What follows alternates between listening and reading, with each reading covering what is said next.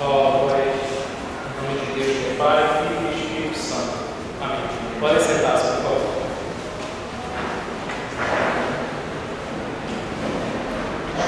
Os primeiros cristãos tinham a necessidade de celebrar a memória dos mártires. Ou seja, aquelas pessoas que sofreram perseguições por causa da fé.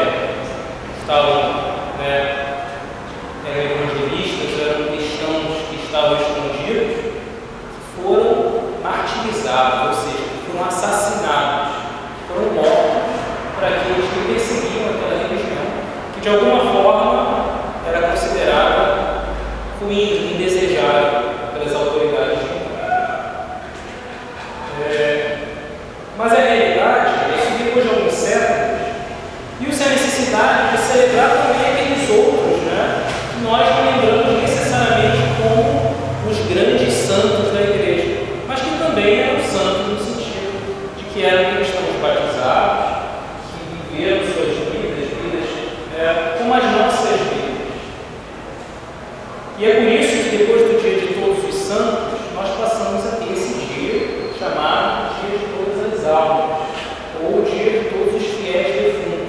Ou seja, todas aquelas pessoas, todos aqueles cristãos que passaram essa existência e se encontram numa realidade que nós ainda não podemos enxergar. Mas como tudo que envolve morte, o dia de finados também passou a envolver um monte de superstições. Então é por isso que talvez em muitos lugares, em alguns países, alguns países latino-americanos, por exemplo, seja um dia muito relacionado a uma série de superstições, caveiras, figuras da morte, ou coisas relacionadas. Por exemplo, nos países de língua inglesa, a gente tem a festa do Halloween, que também faz parte desse trigo de Todos os Santos, a vigília no dia 31, o dia de Todos os Santos no dia 1º e o dia de finado no dia 2. Em outros países, como no México, a tradição deles sincretizou um monte de elementos da cultura tradicional deles, como o dia dos mortos, que é o dia de finado. Mas tudo isso que parece até ser uma riqueza cultural nos foge da reflexão de hoje, nos faz fugir do que a gente quer conversar no dia de hoje. Então eu não gostaria que para nós, para todos que estão aqui, essa solenidade fosse um momento de superstição, ou então fosse meramente um momento de saudade.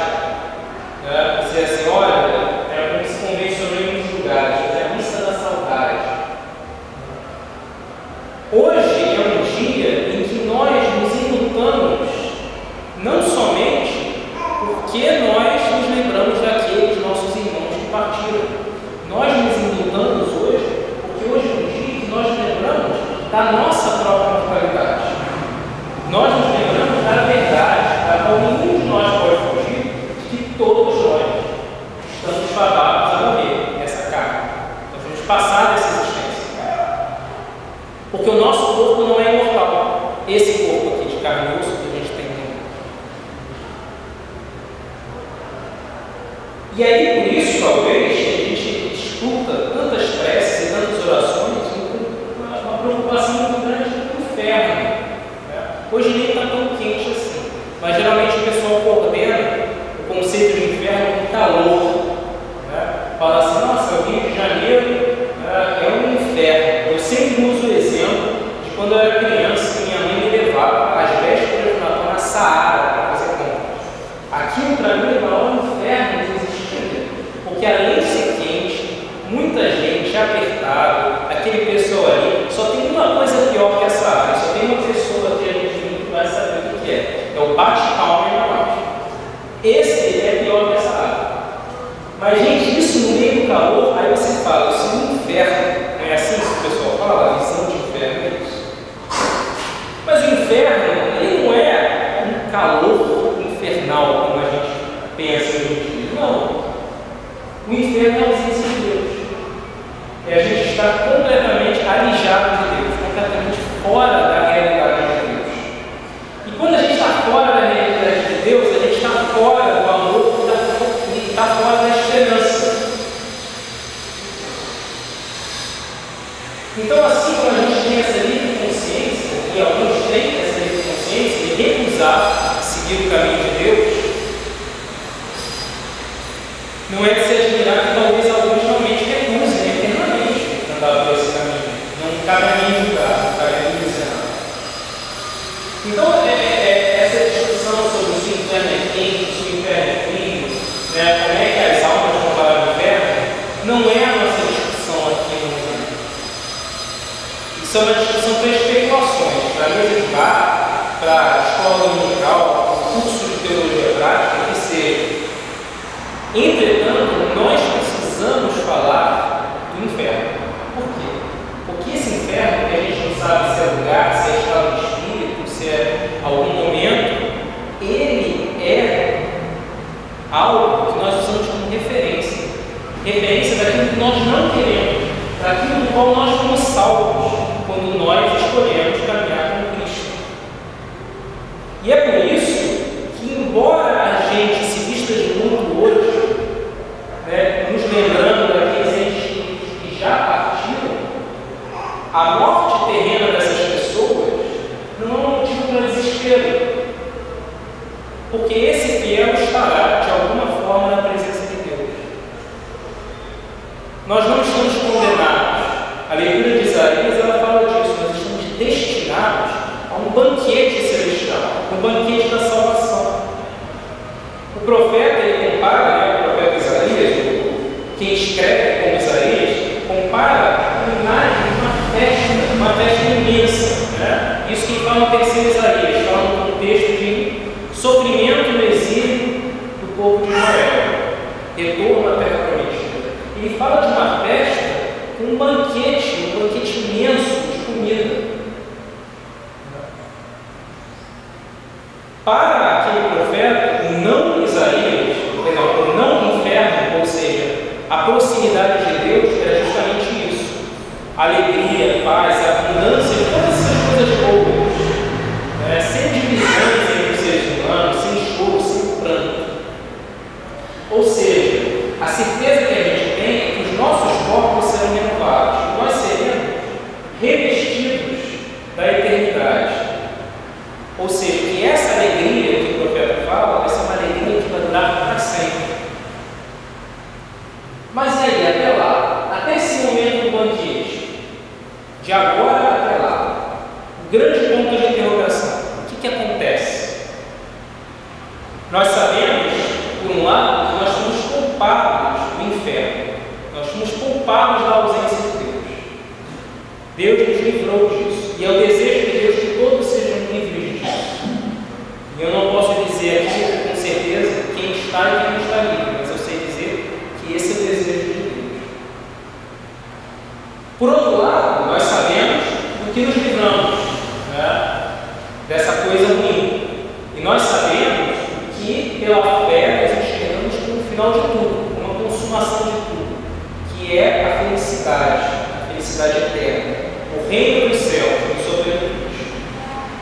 Mas o que nós não sabemos, e que é uma grande dúvida, é o que acontece entre, né, esta vida agora e a trombeta final. Essa festa de hoje, né, a festa dos finados, ela teve o seu auge, né, o momento mais importante para ela de celebração, foi durante a Idade Média. Por quê? Porque na Idade Média a Europa foi acometida de uma série de pestes, de guerras, de doenças.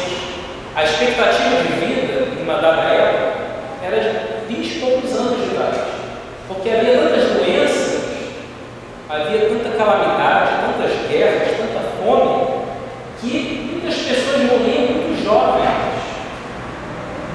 E é por isso que você vê, né, representações da Idade Média, tanto em música quanto em arte, da chamada dança macabra, que era o que? As caveirinhas, né, dando as mãos.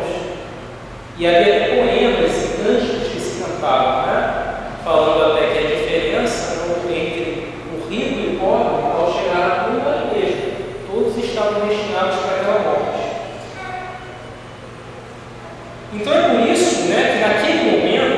para aquele momento, fortalece-se um conceito teológico, que é o chamado conceito do purgatório. Por quê? Porque as pessoas tinham medo da lei de Deus.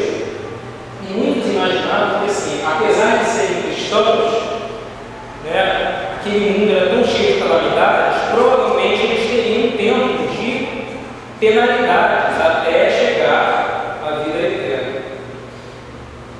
Só que na mentalidade daquelas pessoas, e a gente vê muito disso pela arte, pelos escritos, o purgatório, esse conceito teológico, ele acabava se tornando um mini inferno, porque na própria representação você vê as pessoas nas chamas queimadas, sacudindo as mãos assim para serem resgatadas dali. Ou seja, era um inferno light, um inferno com possibilidade de saída. E aí, por isso, a popularidade dessa festa. Era uma festa que você ia pedir a Deus pelos fiéis que estavam presos no purgatório. Mas eu gostaria que vocês tirassem ou colocassem essa visão um pouco de lado. Essa visão muitas vezes fica na religião popular. Porque o dia de finados não tem nada a ver com isso. O dia de hoje, o que ele quer dizer? Ele nos mostra que, apesar da promessa da salvação, ou seja, apesar da liberdade desse inferno, que a gente nem sabe o que é, mas a gente sabe que é algo muito ruim, apesar de a gente estar livre da não presença de Deus, e nós sabemos da promessa de que ao fim de tudo nós vamos ter um paraíso, um banquete celestial, alguma alegria que a gente não pode medir. Mas além disso, existe uma coisa muito importante, que não está na mão de falar nas igrejas hoje. Nós seremos julgados. Por quê? Porque Cristo é o supremo juiz. E por que nós seremos julgados? Porque nós conhecemos a mensagem do Evangelho, mas não é sempre que a gente segue a mensagem do Evangelho. Aliás, muitas vezes nós evitamos seguir o Evangelho de propósito. Isso não sou eu que digo, isso é o próprio apóstolo São Paulo fala, o mal que eu não quero, isso eu faço. Muitas vezes nós evitamos fazer o que nós temos que fazer, o que nós sabemos que é certo fazer. Muitas vezes nós pensamos que, por sermos cristãos, por sermos batizados, parte da família de Deus, nós temos a garantia da salvação e nós estamos liberados para fazer o que a gente tem que entender. E aí nós nos colocamos acima dos demais e por isso nós sofremos. Não é possível nós pensarmos que a gente vai viver essa vida em direção ao paraíso e assim, piscar de olhos, nós vamos daqui para lá e em nenhum momento nós seremos confrontados pelo Cristo, que é o supremo juiz. É ingênuo nós acharmos que nós podemos seguir adiante nessa vida, sem sermos apresentados às nossas falhas, sem sermos julgados. A gente repete isso todo domingo, que nós cremos no juízo, etc. Todo domingo a gente fala isso no credo. Mas tem gente que vive como se desprezasse que vai haver um juízo, que nós seremos julgados. E esse juízo, porque como para Deus não há tempo com o nosso tempo, e muitas vezes ele já começa aqui. O juízo permanente de Deus, esse juízo de Deus que ocorre sempre no mundo, ele é manifesto no pensamento cristão, na crença de que as causas temporais estão sendo constantemente envolvidas pelas causas eternas. Ou seja, a vida de todos nós aqui na Terra, ela está em relação imediata com o que a gente constrói na eternidade. Cristo é o exemplo maior disso, porque Cristo veio da eternidade, esteve com um de nós e ascendeu.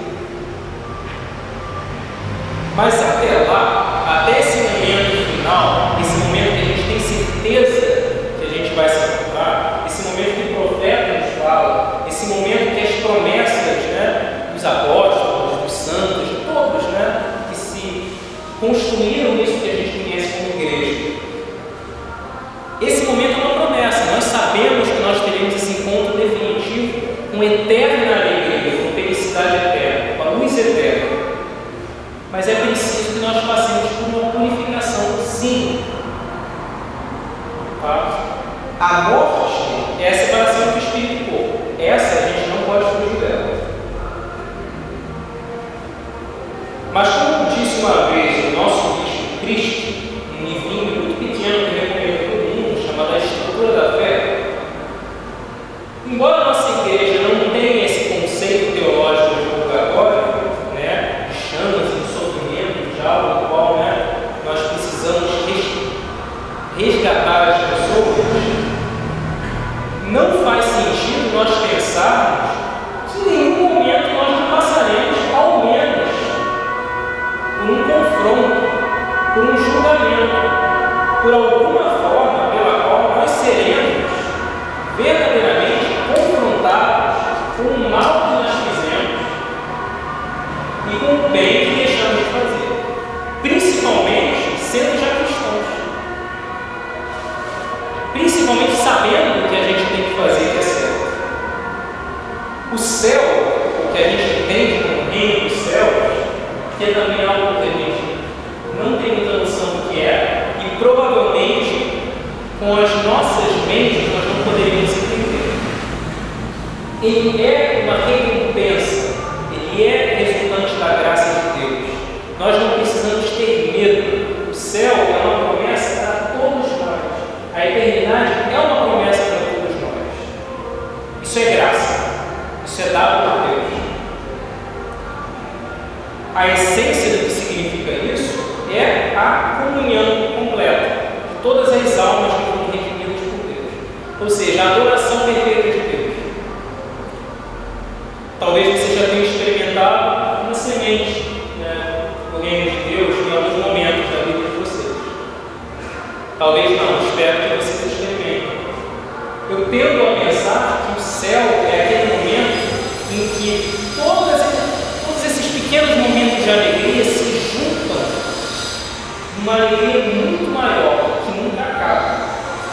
Porque a presença de Deus na nossa vida será tão constante que nós nunca sentiremos a falta de Deus. O céu é o ser humano se sujeitar ao propósito de Deus, que é amor. O céu é a plenitude do reino de Deus. Nós sabemos que esse é o nosso futuro. Quando, onde, né, em que momento, não temos a mínima ideia. Mas nós sabemos que nós não estamos condenados. Que nós passaremos da morte para a vida. Contudo, o Pai deu ao Filho, que é o Cristo, o poder de julgar.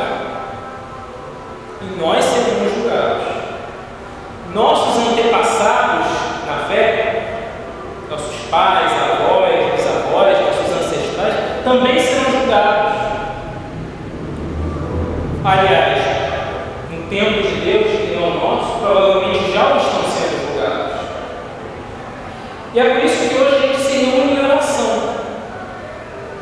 lembrando de todos aqueles que já partiram e que estão sendo, foram, não sei, perante o justo juiz. E nós pedimos a esse juiz, que é Jesus, que é o nosso Senhor, que seja misericordioso com essas pessoas e que seja misericordioso para conosco também, quando for o nosso momento. E acima de tudo, nós nos comprometemos a transformar o que nós somos.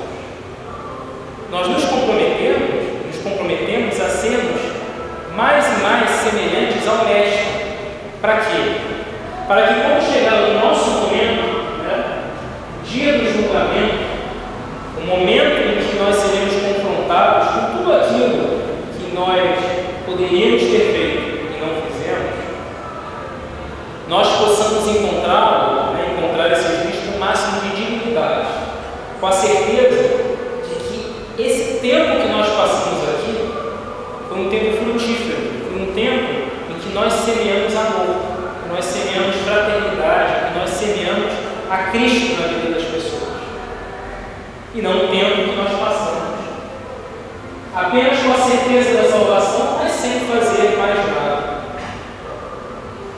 Então hoje nós pedimos ao juiz que seja misericordioso, tenha piedade de nós, que nos ensine o caminho, né? Para que nós todos, nós que estamos aqui, e aqueles que já se foram, encontrem o Pai face a face, o mais rápido possível, né?